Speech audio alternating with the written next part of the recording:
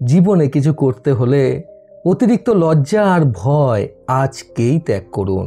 বন্ধুরা, এই প্রসঙ্গটাকে কেন্দ্র করে আজকে আমি আপনাদের এক যুবকের একটি সুন্দর গল্প শোনাবো। চ্যানেলে নতুন হলে সাবস্ক্রাইব করতে ভুলবেন না এবং অবশ্যই গল্পটি ভালো লাগলে একটা লাইক আশা করব। গ্রামের এক যুবক ছিল রহিম। সে এতটা পরিমাণে লাজুক ছিল যে কেউ যদি তার সাথে সরাসরি কথা বলতে আসতো, সে কোনো মতেই কথা বলতে পারত না। সবসময় তার মধ্যে যেন একটা ভয় বোধ কাজ করত, মানুষের সাথে ঠিকঠাক মতো কথা বলতে না পারার জন্য এবং সবসময় ভয়ে আর লজ্জায় তটস্থ হয়ে থাকার জন্য সে কোনো মতেই জীবনে সফলতা অর্জন করতে পারছিল না। তার বাড়িতে ছিল তার মা, বাবা এবং এক দাদা। এইভাবে যত সময় যেতে শুরু করলো, তার মধ্যে থাকা ভয় আর লজ্জার পরিমাণ আরও বেড়ে যেতে লাগলো। ফলে রহিমের বাড়ির লোকেরাও তাকে নিয়ে খুবই চিন্তায় পড়ে গেল। আর এর সাথে সাথে রহিম নিজেও অত্যন্ত চিন্তিত হয়ে থাকতো সর্বক্ষণ তার জীবনের এই কঠিন সমস্যাকে নিয়ে।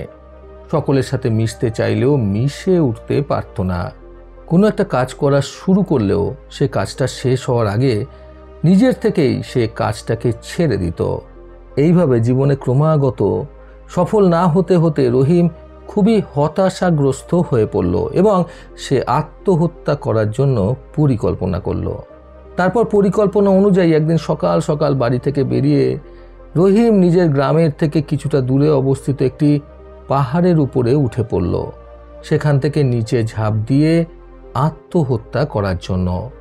পাহাড়ের উপরে উঠে নিচে ঝাঁপ দেওয়ার ঠিক পূর্ব মুহূর্তেই রহিম শুনতে পেল পেছন দিক থেকে কেউ যেন তাকে বলছে, জীবন একবার চলে গেলে কিন্তু জীবনকে আর ফিরে পাওয়া যায় না। এই আওয়াজ শুনে রহিম পিছন ফিরে তাকালো এবং সে দেখল এক সাধু গোছের মানুষ ঠিক তার পিছনেই তার দিকে তাকিয়ে দাঁড়িয়ে আছেন। সেই সাধু বাবাকে দেখে রহিম ভয়ে কিছু বলতেও পারছিল না। সে মাথা নিচু করে চুপচাপ দাঁড়িয়ে রইল। তখন সেই সাধু বাবা রহিমকে উদ্দেশ্য করে বললেন, তুমি আত্মহত্যা করতে যাচ্ছ কেন? অনেক সাধনার পরেই কিন্তু এই মূল্যবান জীবন পাওয়া যায়। তুমি এত সহজেই মূল্যবান জীবনটাকে নষ্ট করে দিতে যাচ্ছ? এত তাড়াতাড়ি তুমি জীবনে হার মেনে নিলে? তখন রহিম আবারও ভয়ে ভয়ে এবং লজ্জায় পড়ে সেই সাধু বাবাকে উত্তরে বলল, আমি শুধুমাত্র এখান থেকে দাঁড়িয়ে নিচের দিকে তাকিয়ে দেখছিলাম। তখন সাধু বাবা বুঝতে পারলেন যে রহিম নিশ্চয়ই লজ্জায় বা ভয় পেয়ে গিয়ে এরকম মিথ্যা কথা বলছে। তখন তিনি বললেন, তুমি যদি তোমার জীবনের সমস্যার কথা আমাকে বলো, তাহলে আমি হয়তো তোমার সমস্যার সমাধান করতে পারবো। রহিম তখন আবারও বলল, আমার জীবনে কোনো সমস্যাই নেই, আমি ভালো আছি। সাধু বাবা রহিমের সমস্যাটা কিছুটা বুঝতে পেরে রহিমকে আবারও বললেন, আমি কিন্তু একবার চলে গেলে আর ফিরে আসবো না। তুমি যদি বলতে চাও বলতে পারো তোমার জীবনের সমস্যা। রহিমকে তখনও চুপ করে থাকতে দেখে সাধু বাবা পিছন ফিরে চলে যেতে লাগলেন। সাধু বাবাকে চলে যেতে দেখে রহিম সাধু বাবাকে জোরে ডাক দিল। সাধু বাবা রহিমের ডাকে দাঁড়িয়ে পড়লেন এবং পিছনে ঘুরে আবারও রহিমের দিকে ফিরে আসলেন। সাধু বাবা ফিরে আসার পর রহিম সাধু বাবার পায়ের কাছে লুটিয়ে পড়ে হাত জোর করে সাধু বাবাকে কাঁদো কাঁদো স্বরে বলতে লাগলো, বাবা, আমার সমস্যা অনেক বড়। আপনি কি আমার সমস্যার সমাধান বলতে পারবেন? আপনার কাছে কি আমার এই সমস্যার সমাধান আছে? সাধু বাবা তখন বললেন, এই পৃথিবীতে সমস্যা আছে ঠিকই, কিন্তু এমন কোনো সমস্যা নেই যার সমাধান নেই। তুমি বলো তোমার জীবনের সমস্যা কি? তখন রহিম মাথা নিচু করে বলতে লাগলো, আমি সর্বক্ষণ সবার সাথে কথা বলতে অত্যন্ত লজ্জা পাই এবং সবসময় ভীত হয়ে থাকি। আমি জানি না এটা আমার সাথে কেন হয়। আমি মানুষের সাথে কথা বলতে চাই কিন্তু কোনোভাবে বলতে পারি না। লোক সমাজে মিশতে চাই কিন্তু মিশতে পারি না। এর ফলে সকলের কাছে আমি উপহাসের পাত্র হই। মানুষ আমাকে নিয়ে হাসাহাসি করে, যেটা আমার খুবই খারাপ লাগে। আমি এই লজ্জা আর ভয়ের থেকে মুক্তি পেতে চাই। আমি সকলের সব কথার উত্তর দিতে চাই। আপনার কাছে কি এর কোনো সমাধান আছে? সেই সাধু বাবা তখন বললেন, প্রয়োজনের তুলনায় অতিরিক্ত লাজুক হওয়া মানে তোমার মনের মধ্যে কোনো ভয় বাসা করে রয়েছে। তোমার মন থেকে সর্বপ্রথম এই ভয়কে দূর করতে হবে। যখন তোমার মনের ভেতর কোনো ভয় থাকবে, তখন তুমি কোনো কথাই মন খুলে বলতে পারবে না। তুমি আমাকে বলো তোমার কার সাথে কথা বলতে বেশি ভয় লাগে বা লজ্জা লাগে? রহিম তখন বলল, আমার বাবার সাথে। বাবার সাথে কথা বলতে গেলেই আমার মনে হয় বাবা আমার উপর রাগ করবে, এই কারণে কোনো কথা আমি গুছিয়ে বলতে পারি না বাবার কাছে। তখন সেই সাধু বাবা রহিমকে বললেন, আমি তোমাকে তোমার সমস্যার সমাধান বলে দেব। তার আগে তোমাকে তোমার বাবার কাছে গিয়ে বলতে হবে যে একটি কাজ করার জন্য তোমার কিছু টাকার প্রয়োজন, তিনি যেন তোমাকে সেই টাকাটা দিয়ে দেন। এই কথা শোনার পর রহিম সাধু বাবাকে বলল, আমি তো আমার বাবার সাথে ঠিকঠাক মতো কথাই বলতে পারি না ভয়েতে, তাহলে আমি বাবার কাছে টাকা চাইবো কেমন করে? তখন সাধু বাবা বললেন, তুমি যদি তোমার বাবার কাছ থেকে টাকা না চাও তাহলে আমি তোমাকে তোমার সমস্যার সমাধান বলতে পারবো না। তুমি যদি সত্যিই তোমার সমস্যা থেকে মুক্তি পেতে চাও তাহলে তোমার বাবার কাছ থেকে টাকাটা তোমাকেই চাইতে হবে। এই কথা শুনে রহিম কিছুক্ষণ ভাবনা চিন্তা করলো এবং সাধু বাবাকে বলল, ঠিক আছে, আমি তাই করব। তখন সাধু বাবা বললেন, তুমি টাকা চাওয়ার পর তোমার বাবা তোমাকে কি বলেন সেটা তুমি আমাকে এসে বলো। রহিম তখন সেখান থেকে তার বাবার কাছে চলে যায় এবং বাবাকে গিয়ে এসে বলে, বাবা, একটি কাজ করার জন্য আমার বেশ কিছু টাকার প্রয়োজন, তুমি কি আমাকে কিছু টাকা দিতে পারবে? এই কথাটা শুনে রহিমের বাবা খুবই আনন্দিত হন এবং তিনি নিজের কাছে থাকা বেশ কিছু টাকা রহিমের হাতে দিয়ে বললেন, এই টাকাতে হবে নাকি আরও কিছু লাগবে? তখন রহিম বলে, না না বাবা, এতেই হয়ে যাবে। এই বলে রহিম সেখান থেকে দৌড়ে আবারও সেই সাধু বাবার কাছে চলে যায় টাকাটাকে সঙ্গে করে নিয়ে। তখন সাধু বাবা রহিমকে আবারও বলেন, একটা কাজ করো, এই টাকাটা নিয়ে গিয়ে আবার তোমার বাবার কাছে ফিরিয়ে দাও এবং ওনাকে বলো এই টাকাটা এখন তোমার কাজে লাগেনি, যখন তোমার কাজে আবার দরকার পড়বে তখন তুমি আবার টাকাটা চেয়ে নেবে। এই কথা শুনে রহিম একটু অবাক হয়ে যায় এবং সে বলে, এখনই টাকাটা বাবার কাছ থেকে চেয়ে নিয়ে আসলাম, আবার এখনই ফেরত দিতে যাব? বাবা যদি রাগ করে? তখন সাধু বাবা বললেন, তুমি যদি টাকাটা তোমার বাবাকে ফেরত দিতে না চাও তাহলে তুমি তোমার সমস্যার সমাধান পাবে না। তোমার সমস্যার সমাধান পাওয়ার জন্য তোমাকে টাকাটা আবার ফেরত দিতে যেতেই হবে। একটু বিরক্তির সঙ্গে হলেও রহিম আবারও টাকাটা তার বাবার কাছে গিয়ে ফিরিয়ে দিয়ে বলল, বাবা, টাকাটা এখন আমার কাজে লাগেনি, তুমি এখন এটা রেখে দাও, আবার যখন কাজে লাগবে আমি তোমার কাছ থেকে চেয়ে নেব। এই কথাটা শুনেই রহিমের বাবা খুবই আনন্দিত হলেন এবং বললেন, যে কোনো ক্ষেত্রেই খুব ভাবনা চিন্তা করে এবং সঠিক বিচার বিবেচনা করে তারপর টাকা পয়সা ব্যয় করা উচিত। এ বিষয়ে তোমার যথেষ্ট জ্ঞান অর্জন হয়েছে, সেটা জেনে আমি খুশি হলাম। তুমি যখন সেই কাজটা সম্পর্কে পুরোপুরি জ্ঞান অর্জন করে নেবে তখন তুমি আমাকে বলো, আমি এর থেকেও বেশি টাকা তোমাকে দেব।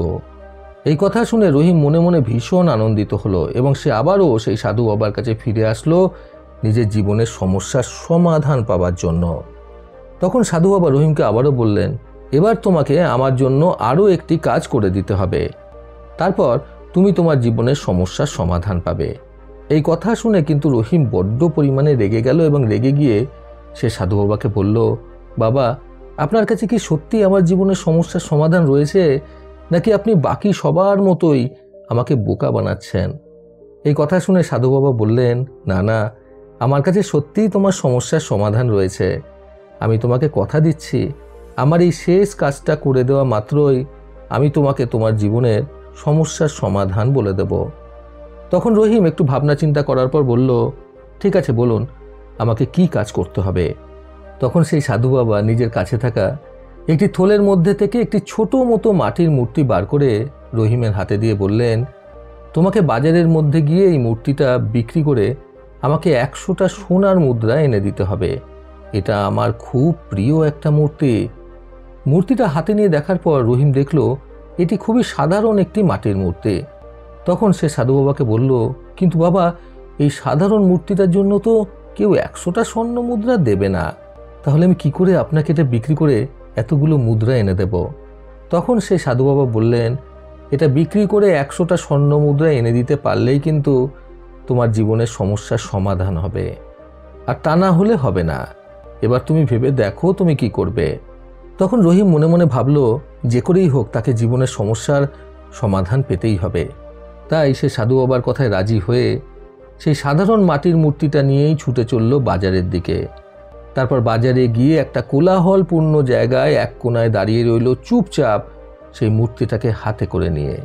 সে ভেবেছিল মানুষজনেরা হয়তো তার কাছে এগিয়ে আসবে সেই মূর্তিটার দাম জিজ্ঞাসা করার জন্য, কিন্তু বেশ কিছুক্ষণ সময় কেটে যাওয়ার পরেও কেউ এগিয়ে আসতো না তার কাছে। বেশি সময় চলে গেলে যদি সেই সাধু বাবা সেখান থেকে চলে যান, তাহলে তার জীবনের সমস্যার সমাধান আর রহিমের জানা হবে না। কাজেই এই ভাবনা চিন্তা করে রহিম বাজারের আশেপাশের দোকানদারদের জিনিসপত্র বিক্রি করার কলা কৌশল ভালো করে লক্ষ্য করতে লাগলো এবং তারপরে বাকি দোকানদারদের মতো চিৎকার করে সবাইকে ডাকতে লাগলো তার সেই মূর্তিটা 100টি স্বর্ণ মুদ্রার বিনিময়ে কিনে নেওয়ার জন্য। ধীরে ধীরে তার আওয়াজ শুনে তার সামনে লোকজনের ভিড় হতে লাগলো এবং সবাই এসে মূর্তিটাকে দেখার পর জিজ্ঞাসা করলো যে এই মূর্তিটার দাম এত বেশি কেন, 100টা স্বর্ণ মুদ্রা কেন দিতে হবে এই মূর্তিটার জন্য। তখন রহিম সবাইকে বলল, আমি জানি না এই মূর্তির দাম 100টা স্বর্ণ মুদ্রা কেন, আমি খালি এটাই জানি যে এটা আমাকে 100টা সোনার মুদ্রার বিনিময়ে বিক্রি করতে হবে। এই কথা শুনে তার আশেপাশে থাকা সকল মানুষজন আবারও চলে যেতে লাগলো। তখন রহিম আবার তার আশেপাশের দোকানদারদের অনুসরণ করে বুঝতে পারল যে এই মূর্তিটা বিক্রি করতে হলে তাকে এই মূর্তির কিছু গুণাগুণ প্রসঙ্গে সব মানুষজনদের বলতে হবে, তারপরে এই মানুষেরা এই মূর্তিটা কিনবে। এরপর রহিম সকলকে উদ্দেশ্য করে বলতে লাগলো, এই মূর্তিটার দাম 100টি স্বর্ণ মুদ্রা, কারণ এই মূর্তিটা জীবনের সব সমস্যার সমাধান করে দিতে পারে। এই মূর্তি ঘরে রাখলে কখনো কোনো সমস্যায় পড়তে হয় না। এটি আমার সাধু বাবার দেওয়া একটি অলৌকিক মূর্তি। এই কথা শুনে আবারও অনেক মানুষজন রহিমের কাছে আসতে লাগলো এবং তার কাছে থাকা সেই মূর্তিটা সম্পর্কে নানা রকম তথ্য জানতে লাগলো এবং রহিম সবাইকে খুব সুন্দরভাবে সেই মূর্তিটির গুণাগুণ বোঝাতে লাগলো। সবার সাথেই খুব খোলামেলাভাবে কথাবার্তা বলতে লাগলো। তার মূর্তির গুণাগুণ বোঝানোতে সকলেই সেই মূর্তিটা কেনার জন্য রাজি হয়ে গেল। কেউ কেউ সেই মূর্তিটার জন্য 200টি, 500টি এবং 1000টি স্বর্ণ মুদ্রা দিতেও রাজি হয়ে গেল। হঠাৎই রহিমের মনে হলো সে যেন তার জীবনের সমস্যার সমাধান খুঁজে পেয়ে গেছে। তার মধ্যে আর কোনো রকমের ভয়ভীতি এবং লজ্জা যেন কাজই করছে না। সে সবার সাথে খুব ভালো মতো মন খুলে কথাবার্তা বলতে পারছে। তখনই সে সবাইকে উদ্দেশ্য করে বলল, আমি এই মূর্তিটা বিক্রি করতে পারবো না, এটি আমার গুরুদেবের মূর্তি, আমাকে এটা ওনাকে দিয়ে দিতে হবে। এই বলে রহিম সেখান থেকে ছুটে আবারও সেই পাহাড়ের চূড়ায় সাধু বাবার কাছে আসলো এবং সাধু বাবাকে তার সেই মূর্তিটা ফেরত দিয়ে বলল, বাবা, আমি আমার জীবনের সমস্যার সমাধান পেয়ে গেছি। আমি এত সুন্দরভাবে সকলকে এই মূর্তির গুণাগুণ বুঝিয়েছি যে সবাই আমার কাছ থেকে এই মূর্তিটা কিনতে রাজি হয়ে গিয়েছিল। আমি বুঝতে পেরে গেছি যে আমার জীবনের সমস্যার সমাধান শুধুমাত্র আমার নিজের কাছেই ছিল। এই কথা শুনে এবং রহিমের জীবনের সমস্যার সমাধান খুঁজে পেয়ে যাওয়ায় সেই সাধু বাবা খুবই আনন্দ পেলেন এবং রহিমকে বললেন, এবার থেকে তুমি তোমার জীবনটাকে সুন্দরভাবে কাটানোর চেষ্টা করো। লজ্জা, ভয়, ভীতি সব কিছুকে নিজের মনের মধ্যে থেকে দূর করে দিয়ে সকলের সাথে খোলামেলা মনে কথা বলার চেষ্টা করো। এই বলে সাধু বাবা সেখান থেকে চলে যান। বন্ধুরা, অতিরিক্ত লজ্জা আর ভয় ত্যাগ করতে আজকের গল্প থেকে শিক্ষণীয় 3টি কথা সর্বদা মাথায় রাখুন। প্রথমত, নিজের মধ্যে থাকা লজ্জা এবং ভয়কে দূর করার কৌশল শুধুমাত্র নিজের মধ্যেই বিদ্যমান। দ্বিতীয়ত, নিজেকে উদ্ভাবন করতে হলে আগে সকলের সাথে নিজেকে ভালো করে মেলামেশা করার সুযোগ করে দিতে হবে। তৃতীয়ত, জীবনে সফলতার শিখরে পৌঁছাতে হলে নিজের মধ্যে থাকা অরাজকতাকে দূর করতে হবে। প্রতিবারের মতো আবারও বলবো, এই পৃথিবী তাদেরকেই সম্মান দেয় যারা ইউনিক কিছু করার ক্ষমতা রাখে। সকলে সুস্থ এবং সুন্দর জীবন কামনায় প্রকৃত জীবন থেকে আমি সন্তু চক্রবর্তী আবার আসবো আগামীকাল নতুন সুন্দর শিক্ষণীয় একটি ছোট গল্পের সাথে। ভালো শুনুন, ভালো থাকুন। ধন্যবাদ।